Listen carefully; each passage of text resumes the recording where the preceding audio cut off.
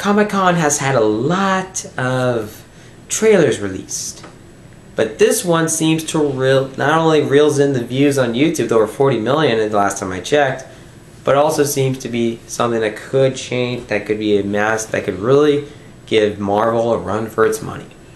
That is the trailer for the Comic-Con trailer for Batman vs. Superman: Dawn of Justice. Now, we all know about the issues. Now, as you guys all know about it, now this trailer really seems to do something different with the superhero movies. Now, what's the one that we all talk about? And that is the fact that the two-sided opinions on Superman. Usually when it comes to superhero movies, there's always usually one side, but that's not always the case. There are people who do oppose the fact that you have this person that people call a hero, but you think maybe someone completely different. And I like how they're addressing that, how they addressed that from the few scenes in the trailer of this movie, but also in terms of the events that are happening. Like, you're seeing Superman go on trial over obviously over the destruction of Metropolis and Man of Steel, and I'm hoping that they could do something with that. But also, you can probably see you can also kind of see glimpses of why Ben Affleck, why Bruce thinks that Superman is a danger, or is a danger to the world, or really just doesn't, or really needs to be eliminated per se. And also, you see this, but also one of the most heart-pounding scenes was really seeing Bruce run into that wreckage to save a little girl from this falling building. It's Wayne Enterprise is like when it's just crumbling to the ground. It's absolutely incredible what they did. It's absolutely shocking, but also it seems to be an emotion. It seems to work. It showcases this emotional and this human element beyond the mass destruction going on. And this was an event that happened in Man of Steel, but it's shot from but this one does it from Bruce's point of view. But also, knowing the fact you have Superman going on trial for it, it's proof that there actually is consequences. And I think 2016 really is going to be a unique year for superhero movies when it deals with the consequences of being a superhero, or knowing the fact that you're causing damage or whatever. Knowing the fact that in Age of Ultron, when they dropped a city out of the sky to save people, and knowing the fact that Civil War is involving that Captain America Civil War, a Marvel movie coming out next year, which I'm incredibly excited for, is going to be dealing with a program to restrict superheroes because of the mass destruction they cause, and the amount of money that costs to destroy this shit. Mass money, all the money that's needed. Guess what? I guess you're actually using your money now more. If you guys don't get the joke, I was kind of making fun of how the U.S. spends its money. Now, I don't know all about it, but I think we spend a lot, but I think it's almost like common sense, and we just spend so much on the military, we kind of leave everything else out of the equation, or never really give it any more funding. Stupid, isn't it? But anyways, yeah, I'm excited for that because, I mean, it's going to showcase that, like, both these films are going to be about, like, the fact that there are consequences when being a superhero, or when you're unintentionally causing mass destruction and making it cost, and of course making it cost thousands, millions upon millions of dollars, and maybe even billions. Now, what I mean is that there are consequences for our heroes' actions. They don't go away unnoticed this time.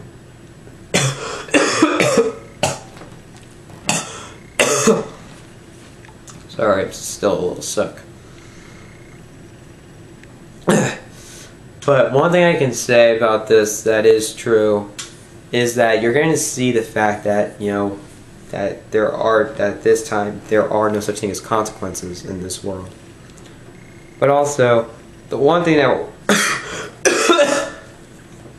but also showcases some good visual effects work, and seeing Ben Affleck put the Batman suit on makes it that exciting. And also the scenes where they're at battle with each other, it's thrilling. And it's just awesome. The visuals look great. And also the scene involving the fact where Superman pulls those doors out of the Batmobile and Batman stands up. That scene, when also they zoom out on a different angle from the camera and they just stare at each other, does it from a side view, it just gets the heart racing because you feel like, oh shit. But unfortunately, this trailer is not without some concerns. Now, as you guys know, there were a few controversial decisions. Not only with Ben Affleck being Batman. Actually, I'm kind of a little hopeful for it because he can prove that he can act. Who knows? We could have got Charlie Cox as Batman. Now, if you guys understand the comparison, which I doubt it, Charlie Cox is Daredevil in the Daredevil series. Ben Affleck was Daredevil in the Daredevil movie. Okay? Anyone who's confused? Anyways, that's one skepticism, but also, I mean, when they showed Wonder Woman in the trailer, it was very brief, it looked kind of cool. But that's also one thing I am a little skeptical of as well. See, the skepticism is going to be, is it going to be another big, effects-driven, bombastic effects-driven film? Like, too much. Zack Snyder's known for doing that, and I do think it's one that could hurt it. And could it be a little overstuffed? Because you have Wonder Woman, Lex Luthor, and actually another thing about Lex Luthor is, can Jesse Eisenberg sell the role? He had a few good lines. Now, there are a few good lines, but I'm still skeptical. The hair is, I think it's okay. I don't think it's that much of a distraction. I don't think it's an awful thing. I also have to see the film for myself.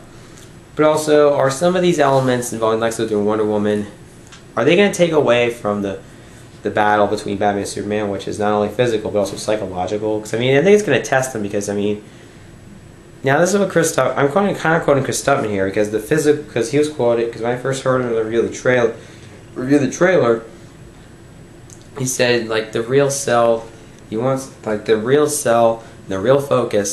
of the story is the psychological and physical battle between Batman and Superman. And yeah, we stand by that. That really needs to be the main focus. You know, maybe these subplots or these other characters, supporting characters, could be integrated well. But we have to wait and see in 2016. I am still really hopeful that it will work. I'm hopeful that Zack Snyder can deliver something more than just a massive, overbloated, effects-driven blockbuster entertainment.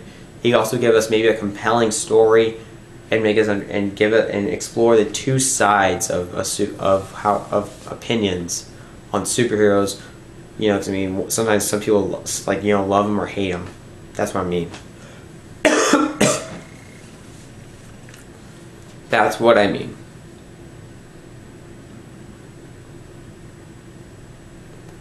The movie, I mean, it looks great. It looks, also the soundtrack was so fitting to it, especially at the end. It gives it that dark tone. It gives like a haunting vibe. That final song used at the end of the trailer. It's just fitting to the tone. And I am really excited because, you know, we could see these two people going at each other and we're wondering, will there be a winner, will there be a loser? What will happen?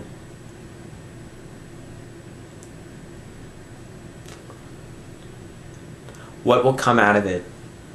And what do we get out of it as an audience? I want to know that. I want to experience it. We all do.